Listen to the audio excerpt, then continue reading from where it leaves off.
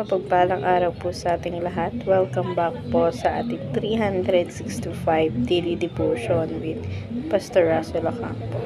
So, ang topic po natin for today is saan tutungo ang espiritu sa oras mismo ng kamatayan. At mayroon po tayong concept na personal extology.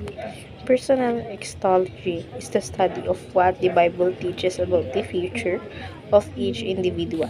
What happened after death in the intermediate state between death and resurrection. And ultimately in glorification, death is not the end, but a doorway. Believers immediately enter God's presence, awaiting the resurrection of the body and the final glorification. Unbelievers face judgment and eternal separation. This doctrine reminds us that the eternity is real and personal. Our time on earth is short, but our spirit are eternal. So, we live today in the light of forever. At makita natin ito sa 2 Corinthians chapter 5 verse 8. Yes, we are the good courage, and we would rather be away from the body and at home with the Lord. Sa Tagalog naman po, kaya't kami ay nagtitiwala at nagsisiyahan na malayo sa katawan at mapasatahanan na kasama ng Panginoon. At yun naman po, share ko naman po yung mga natutunan ko sa naging topic po natin for today. Simulan po natin sa teaching. First teaching, to depart from the body is to be with Christ. So, kung ikaw naman na nabubuhay ka, naging mabuti kang tao at naging mabuti kang mananampalataya sa Panginoon.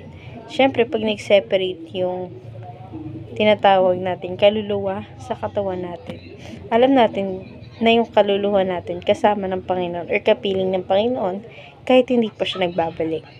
Ngayon naman sa second teaching na tayo, people who died with in the intermediate state. So, yung mga tao po palang namatay, hindi natin pwedeng sabihin na nasa langit na sila kasama ng Panginoon. Hindi pa sila napupunta sa langit or napaparusa or hindi pa sila na-judge ng Panginoon kung saan sila dapat papunta. Nandito pa sila sa lupa at hinahantay ang pagbabalik ng Panginoon upang sa ganun, tayong mga tao, sabay-sabay tayo magbabalik at mapupunta sa kaharian ng Panginoon. Ngayon naman sa third teaching na tayo, believers must live in a light of eternal bliss.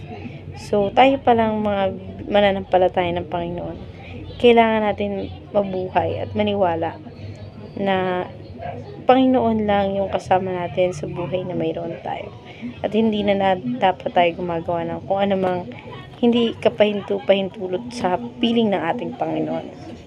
Ngayon naman sa ating application na tayo, first application, use your remaining time on earth to serve God. So, yung natitira pala nating oras sa mundo na ito, mapabata ka man or matanda, dapat nilalaan natin siya sa pananampalataya or pagsiserve natin sa ating Panginoon. Ngayon naman sa second application na tayo, reach out to your family member and friends.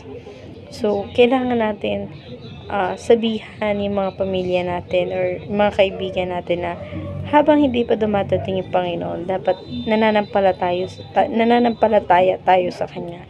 At sa Kanya lamang at hindi na sa kung sinong Diyos-Diyosan pa. Ngayon naman sa third application na tayo, face death with courage and excitement. So, hindi dapat tayo natatakot na mamatay, lalong-lalo na kung wala tayong nagagawang kasalanan sa Panginoon. Dapat nga mas masaya pa tayo na kukunin tayo ng Panginoon dahil hindi na tayo magkakaroon pa ng kasalanan dito sa lupa na to. At alam natin, nakasiguruduhan na yun na makakasama natin ng Panginoon.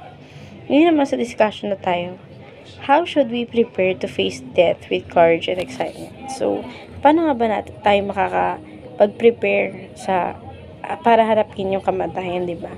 So, sa akin, para ma-prepared ka, dapat hindi ka gumagawa ng kasalanan or kahit anumang labag sa loob ng Panginoon na mga nagagawa natin. Kasi, once na alam mo sa sarili mo, wala ka naman nagagawang kasalanan, hindi ka dapat matakot kasi alam mo kung saan ka pupunta at sa pupuntahan mo yun, dun ka magagala kasi kasama mo yung Panginoon. Meron kang magandang buhay at meron kang eternal life sa piling ng Panginoon. So, ayun lamang po for our today's discussion. Thank you for watching.